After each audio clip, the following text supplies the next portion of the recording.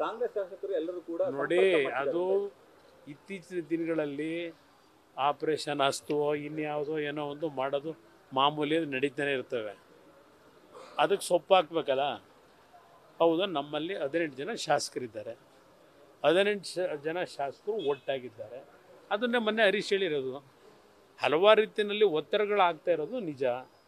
ಆದರೆ ನಮ್ಮಲ್ಲಿ ಎಲ್ಲ ನಾವು ಒಂದು ಒಗ್ಗಟ್ಟಲ್ಲಿ ಒಂದು ವಿಶ್ವಾಸದಲ್ಲಿದ್ದೇವೆ ಅಂತಕ್ಕಂಥದ್ದನ್ನು ಈಗಾಗಲೇ ಶಾಸಕರ ಪರವಾಗಿ ಹರೀಶ್ ಹೇಳಿರ್ತಕ್ಕಂಥದ್ದು. ಅವರೆಲ್ಲ ಕೂತು ಚರ್ಚೆ ಮಾಡ್ತಾ ಇರ್ತಾರೆ. ಬೆಳಗಾವಿ ಅಧಿವೇಶನದಲ್ಲೂ ಏನೇನು ನಡೀತಿದೆ ಅಂತಕ್ಕಂಥದ್ದು ಅವರೆಲ್ಲ ಮ್ಯೂಚುವಲಿ ಮುಕ್ತವಾಗಿ ಚರ್ಚೆ ಮಾಡ್ಕೊಂಡಿರ್ತಾರೆ ಏನೇನು ನಡೀತಿದೆ ಅಂತ ಹೇಳಿ. ಅದನ್ನೇ ಮೊನ್ನೆ ಹರೀಶ್ ಹೇಳಿರೋದು.